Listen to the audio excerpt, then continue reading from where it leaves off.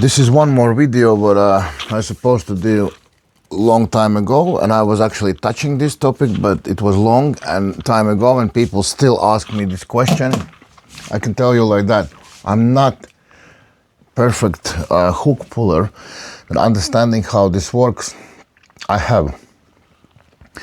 About 3 years ago or 4 years ago, I started to study hook when I got injured. When I got injured, I started to study hook, and I couldn't understand why I am so afraid of hook. Because the classic hook, what usually somebody was explaining me how to get in a hook, so I understood that it's so much danger for me there. It's so much pressure on my shoulder, fully accelerating and going sideways. Huge pressure on the shoulder. I couldn't understand how actually I can benefit from this movement. But then, when I was injured, I understood that of course there's 10 different ways to hook. But for me, and I'm gonna tell again, for me, the most effective hook is based on my main movement, which is top roll. Many years being afraid to hook, being afraid from the hook pullers, and I will explain you now. I will open up that what come to me, 12 years of waiting, 12 years of searching and trying to understand what's going on. First of all, we as the top rollers, we have huge pronation. We can pronate sometimes up to 60 even more kilograms. We go here, we can rotate. We pull big weight, we rotate, we are strong. And then comes one muscular guy, smaller than you, and he makes this movement. He makes this movement sideways, and your hand goes absolutely flat. And from this position, you are not top roller, you are just a survival mode lamb who tries to do something and just holds here while the power is gone, and next morning the hand is in the pain. That was the first stop where I understood that something is wrong. Why my pronation is so strong, but I can't stop the hook. Pronation goes from here to there, yeah? I had the pronation strong in the full range and mostly in attacking mode from 12 to winning side. But if I start to, for example, look in the pronation here my pronation was 0. I actually, when I was lifting weight, it was really hard to even move it, and only when I got to the center I started to move it, and again with more side pressure, and the body helps here as well. I'm sorry. I'm really sorry about this. So I understood that I am missing this 2 o'clock, 12 o'clock, I'm really missing this, because this is where the hook pullers are hitting. That's separate movement.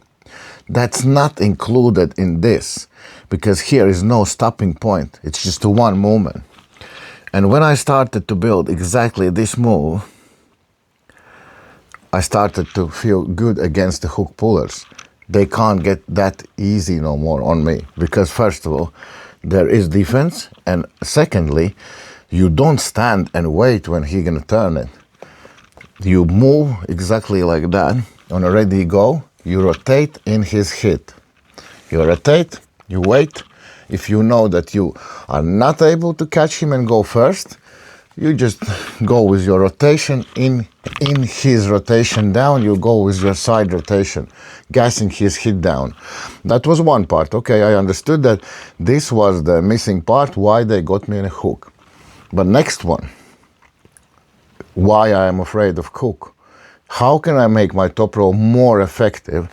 When I was injured, I understood I can't do any movement backwards because I had the rotator toward and the biceps missing. So I started to do top roll in the center. I went in the center, started to do the top roll. And then it came like a lightning that hook can be not like that, but hook can be like that as well. Fully leaving my top roll on, because look at my biceps again. In this hook, biceps goes up and this connection is weak. If I hit here, and if I stuck, and I can't get the drag on my opponent, I have nothing left, just some kind of side press or kind of dragging movement. But if I go in a hook with my pronation fully on, I go here, I have absolutely everything. I have press option, I have dragging hook option, I have top roll option, everything is still on. So hook, what came out from the top roll was this. Ready, go. Hitting together with the shoulder, hitting together with the side pressure, using fully my pronation, and I am in the hook. Do I want to stay there? Maybe not, maybe yes. If that hook puller is too strong, I will come out with the top roll. If he is okay, I will hook him, but still we're gonna load my top roll because that's my main movement. And I don't need to run no more. Usually when top roller meets hook puller, he starts to think, okay, I'm gonna make here some kind of pocket. I'm gonna try to gas him. No, you wanna hook me? Come on, let's hook. But nobody says that I'm gonna stay there. Yes, I'm gonna go in the hook, but out I'm gonna come with the top roll. And the top roller who can do that is a really dangerous guy. I can't tell you that works for everyone, but try that on the table, try that in the sparring sessions, and let me know how it goes to you in your game. Subscribe, and I'm gonna add more soon. Bye.